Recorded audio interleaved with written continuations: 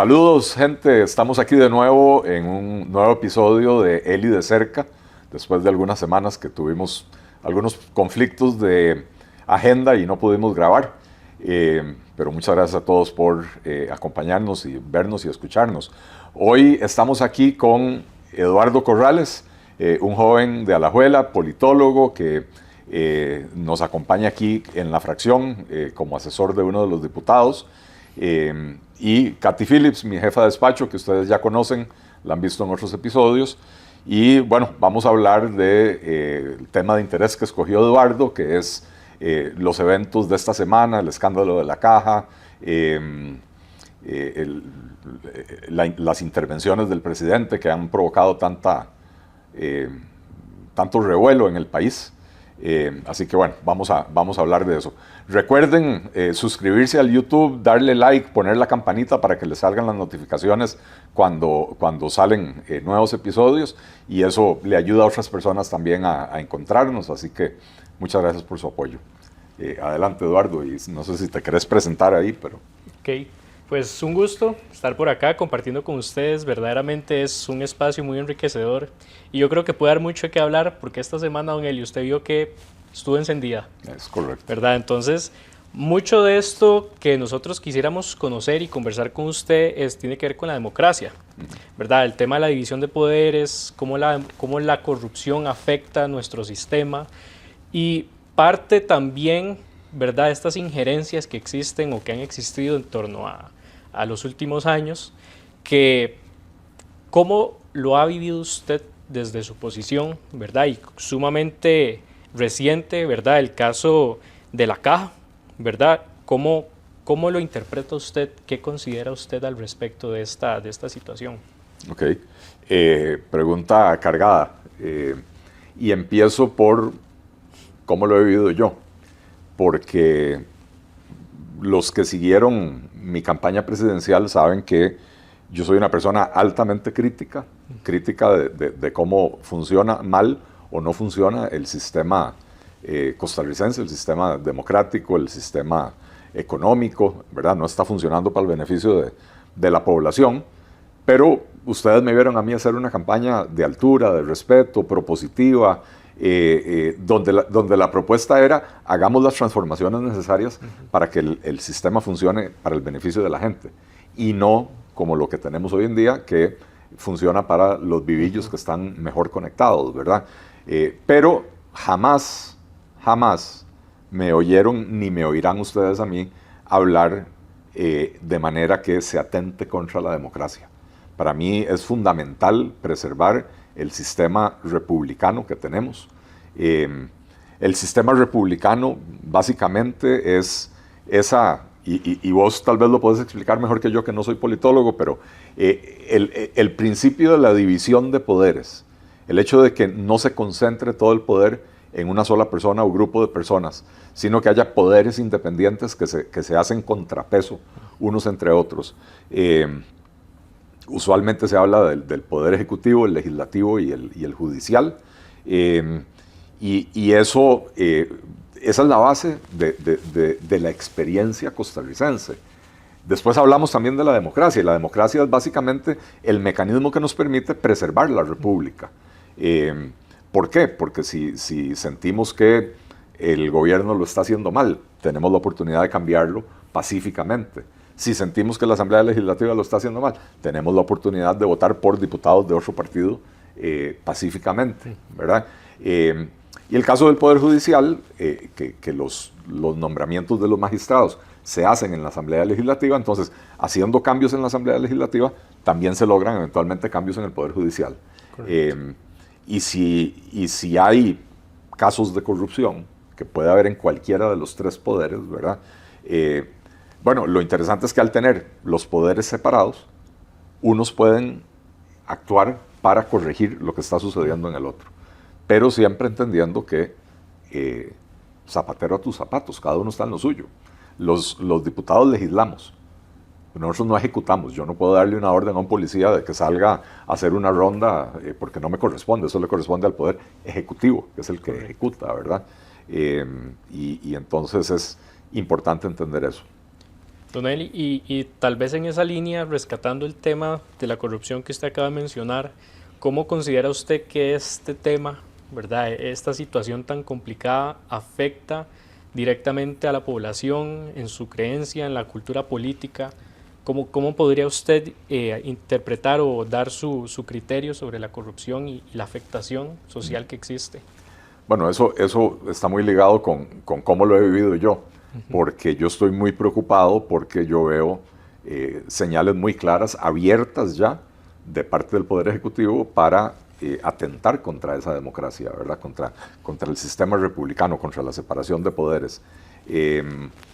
Y los actos de corrupción lo que hacen es minar la confianza de los ciudadanos en las instituciones, de los ciudadanos en la democracia en sí, ¿verdad? Porque al final de cuentas, si las cosas no funcionan y no me benefician a mí, pero yo veo que hay unos tagarotes que salen siempre beneficiados, pues entonces pierdo la fe en que ese sistema pueda funcionar para mí. Lo que tenemos que entender, y es difícil a veces hacer la separación, es que el problema no es la democracia, el problema no es el sistema republicano, el problema está en la naturaleza humana, que siempre hay gente que va a buscar la forma de beneficiarse indebidamente, ¿verdad? Y entonces lo que tenemos que hacer es actuar para corregir los defectos. A veces falta legislación, a veces falta más proactividad tal vez del Poder Judicial, y hay que hacer cambios para combatir la corrupción, para ojalá poder ir un paso adelante de los corruptos, ¿verdad? Pero no votar el sistema democrático, ¿verdad? Yo en un Eli de Cerca anterior usé una frase que yo tengo muchos años de usarla, y cuando la dije me dijeron, ¿sabes? Eso no se entiende, eso no es en tico, y francamente yo no sé de dónde lo conseguí, que es: no hay que botar al bebé con el agua sucia de la tina. Ah, sí. Y eso es lo que, o sea, para mí la expresión es muy obvia, ¿verdad?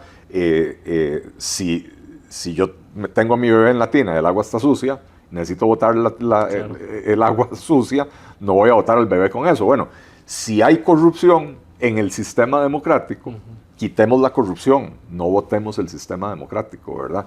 Entonces, la corrupción es muy preocupante, ¿verdad? Y sobre todo cuando lo que vemos son intentos de este gobierno por quitarse de encima los controles. Correcto. ¿Verdad? Sí, referente a ese tema, ¿verdad? Nos dimos cuenta que también habían intenciones o propuestas, ¿verdad? Que ya se han dado los criterios suficientes, ¿verdad? Sobre la inconstitucionalidad de los hechos, ¿verdad? Algunos intentos, ¿verdad? Por modificar en beneficio de algunos cuantos estas propuestas, pero también resultan, como usted lo menciona, evasiones, ¿verdad? Los controles. Entonces, sobre esa línea, ¿qué opinas vos de las consideraciones sobre conceder, ¿verdad?, las concesiones de Vice a las cooperativas? Muy buena pregunta, porque ese es el tema que se está perdiendo de vista en esta discusión. Hay una acusación que nace desde la auditoría de la Caja de un posible acto de corrupción en la adjudicación de ciertos EVAIS a las cooperativas.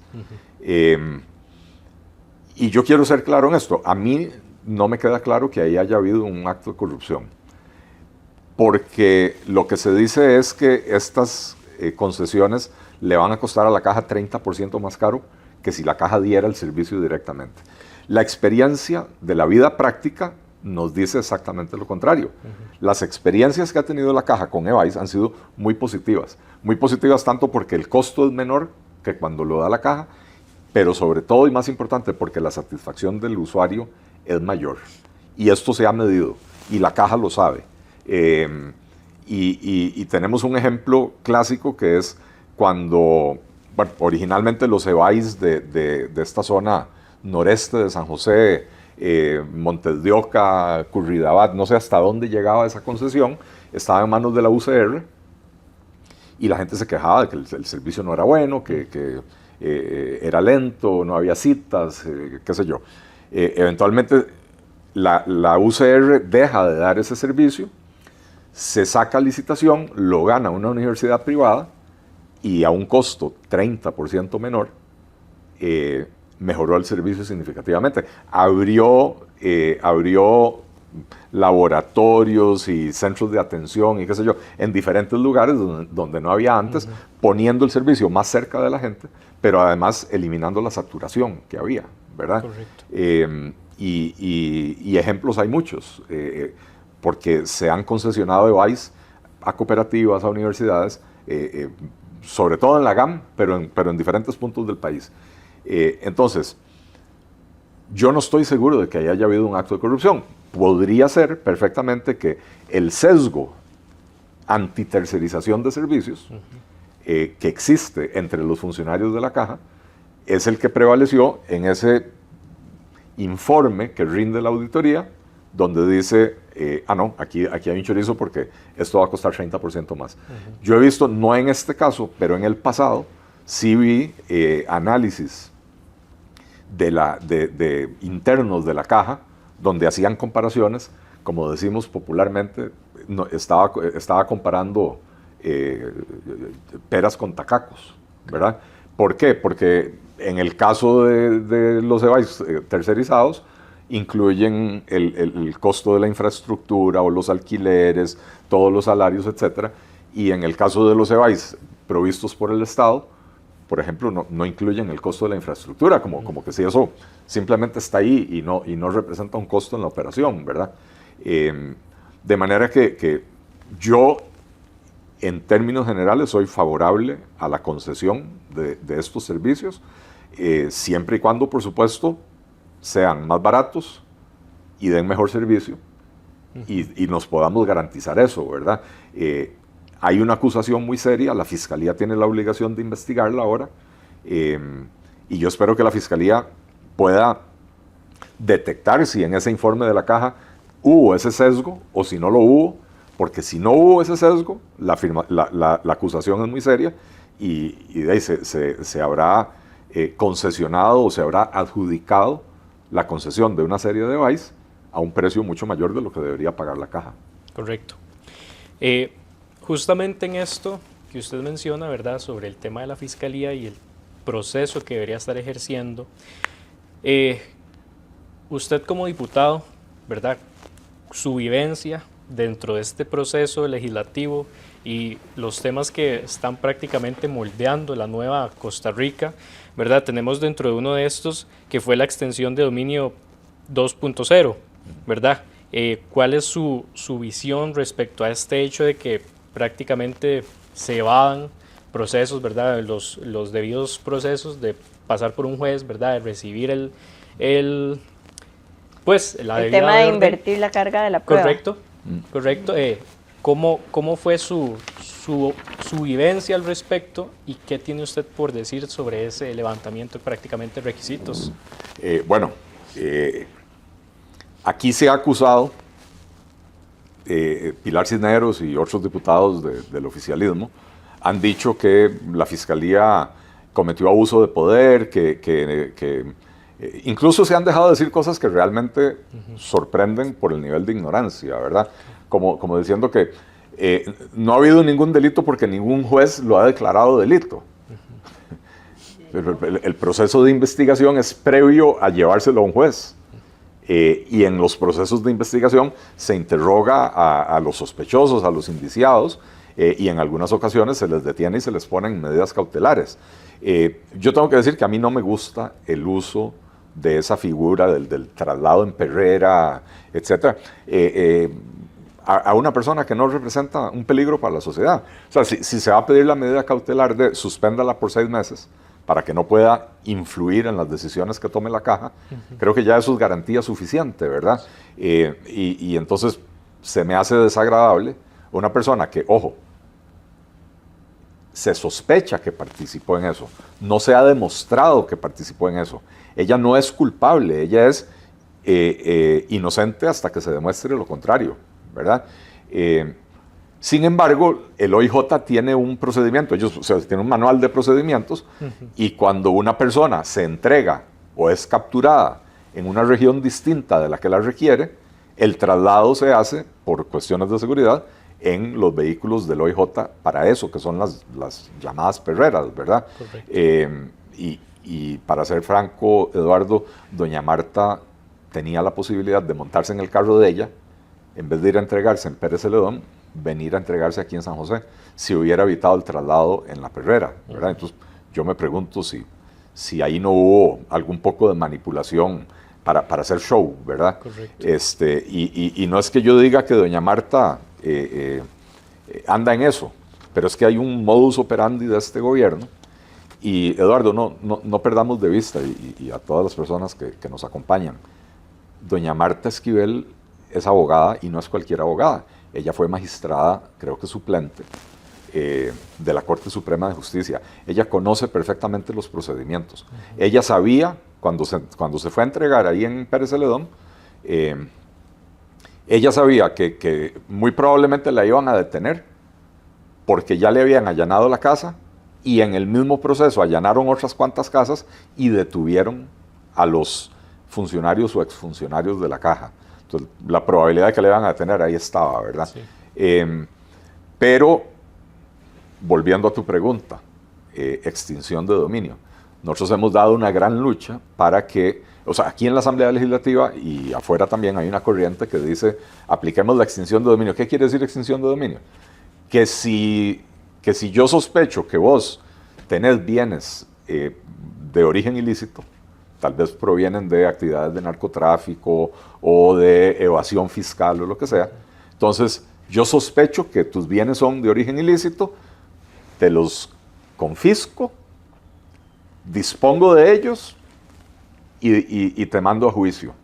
Pero resulta que si en el juicio se demuestra que vos no fuiste culpable de lo que yo sospechaba, yo, Estado, ya dispuse de esos bienes. Yo puedo quitarte la casa y venderla y darle el dinero al Instituto de Control de Drogas. Entonces nosotros, los diputados liberales, hemos defendido que no, que se tienen que respetar los principios básicos del proceso jurídico, entre ellos el respeto al principio de inocencia, la no inversión de la carga, es decir, cuando alguien acusa a otra persona, es el acusador el que tiene que demostrar que esa persona cometió el delito.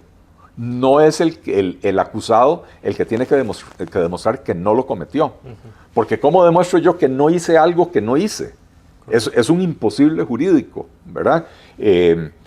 A menos de que yo sepa quién cometió el delito y que yo pueda decir, mire, no fui yo y yo tengo pruebas de que fue Katy. Pero yo no demostré que yo no lo hice. Lo que demostré fue que otra persona lo hizo, perdón. Entonces, ahora que el gobierno reclama que a doña Marta le violaron todos sus derechos, cosa que yo no creo que haya sucedido, ¿verdad?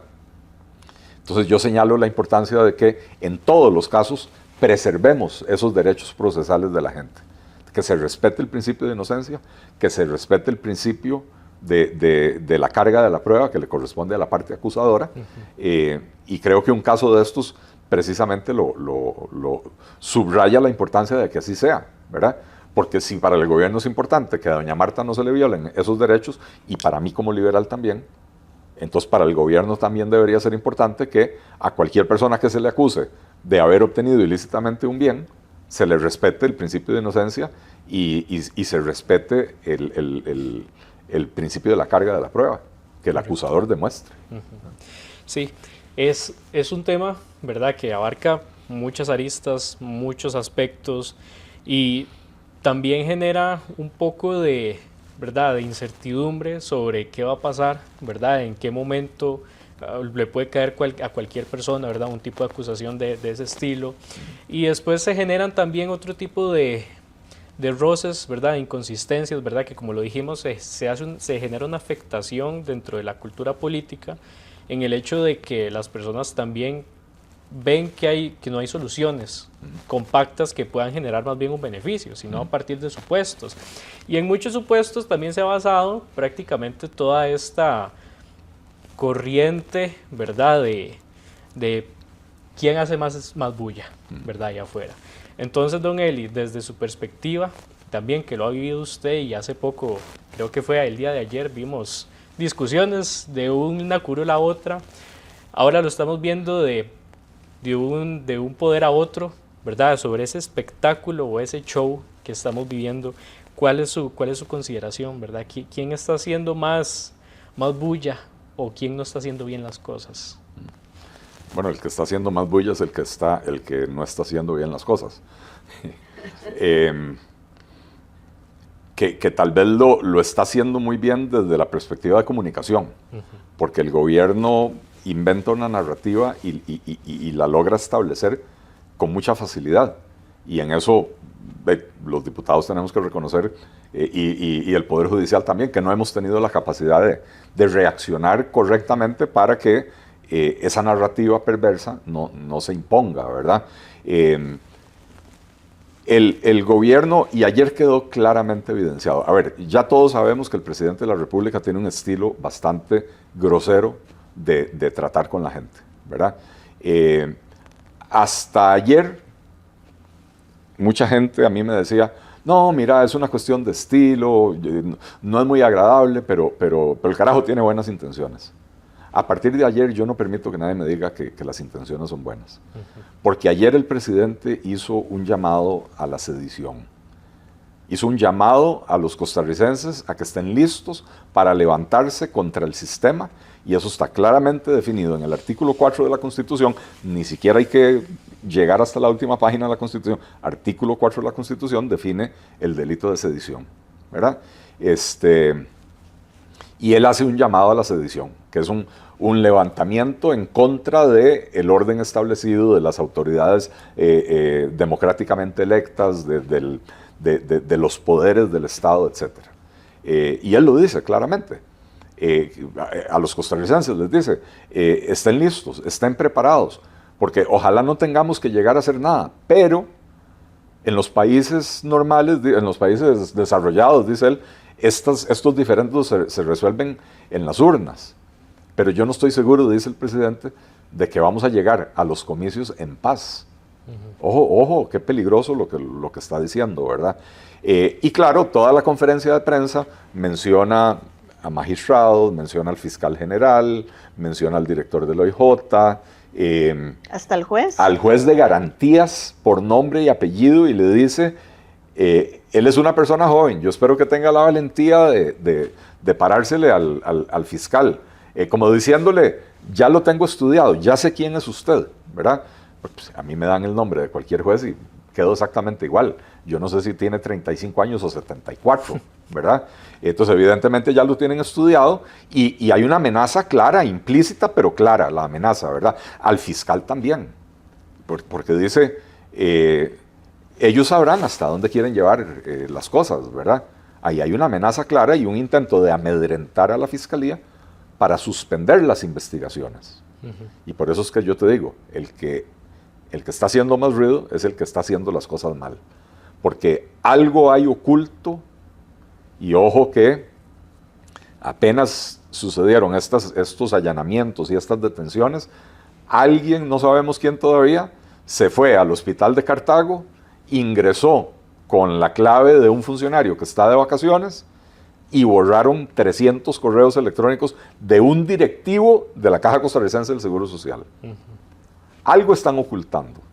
No me digan que no. Algo están ocultando. Y el gobierno está tratando de evitar proactivamente que la Fiscalía lo investigue. De la misma forma que antes metió el proyecto de ley Jaguar, el referéndum que quería hacer, que la Sala Cuarta lo dijo claramente.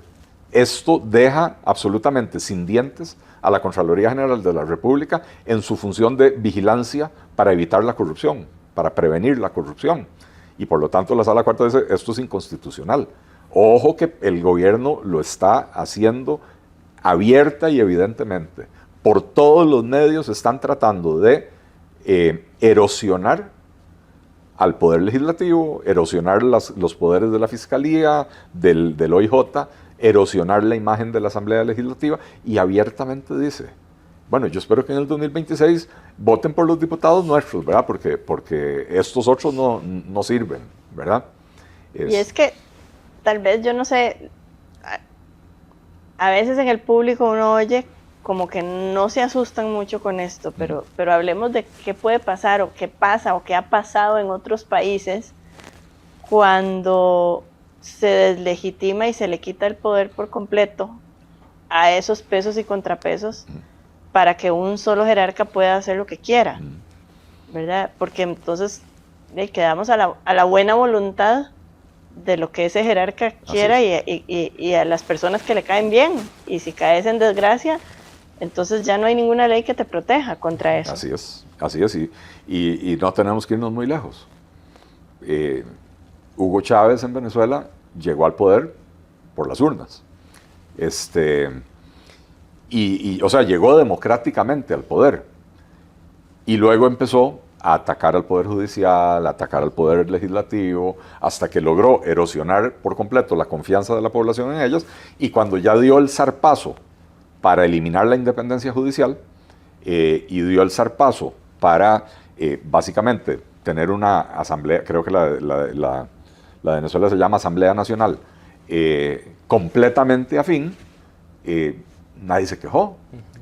Nadie se quejó, y para ese momento estaba haciendo un montón de obra social porque el precio del petróleo estaba altísimo. Entonces el Estado venezolano, que recibe 3/4 partes de sus ingresos del petróleo, estaba sobradísimo, ¿verdad? Y bueno, aquí estamos 25 años después y vean lo que está pasando en Venezuela. Pero eso pasó exactamente igual en Ecuador con Correa, en Bolivia con Evo Morales, en Nicaragua con Sandino, iba a decir yo, con Daniel Ortega, ¿va? Llegaron al poder por las urnas y empezaron ese trabajo sistemático de erosionar la confianza del público en las instituciones de la democracia. ¿Y es un tema de izquierda o derecha o...? No tiene absolutamente nada que ver. De hecho, o sea, hay líderes autoritarios de izquierda y de derecha. Y además, para los que dicen Costa Rica es excepcional, Costa Rica es diferente, eso no nos puede pasar a nosotros. Sí nos puede pasar. ¿Sabe por qué? Porque ha pasado hasta en Europa. En la Europa que todo el mundo ve como sofisticada y qué sé yo, Hungría está en el corazón de Europa. Y si bien es cierto, estuvo bajo la influencia soviética durante muchísimos años, cuando se liberaron de eso, Hungría empezó a ver más hacia Europa y menos hacia el este. Bueno, ahora tienen un líder autoritario que no es muy distinto de lo que está tratando de hacer aquí Rodrigo Chávez, ¿verdad? En cualquier parte del mundo puede pasar, y en países avanzados, en países subdesarrollados, da exactamente Donald Trump en Estados Unidos.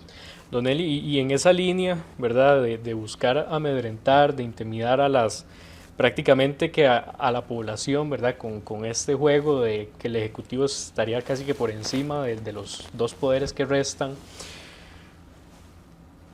Estamos viendo prácticamente un hecho real, que prácticamente la inconstitucionalidad es una forma de ejercer, ¿verdad?, presión por medio de su discurso.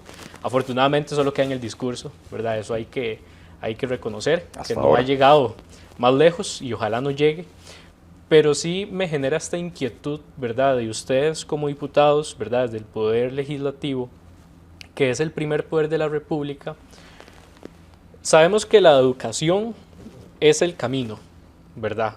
Mucho tiempo, o básicamente se ha dejado totalmente de lado la educación para generar un ejército digital, ¿verdad?, una nueva manifestación de odio a través de perfiles falsos, redes, ¿verdad?, no dar la cara.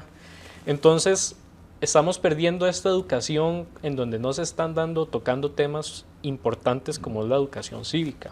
Ustedes como diputados, ¿qué creen que se puede hacer, ¿verdad?, para contrarrestar estos discursos, ¿verdad?, que vienen a deslegitimar la democracia?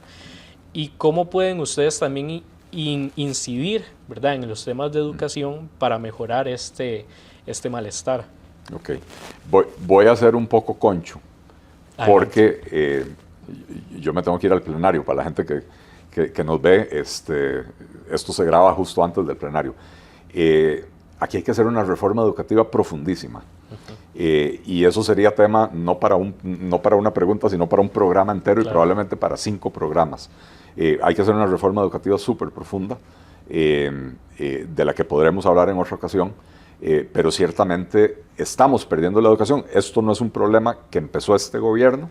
De hecho, esto viene de los últimos 20 años, ¿verdad? La educación costarricense pública viene cayendo en picada.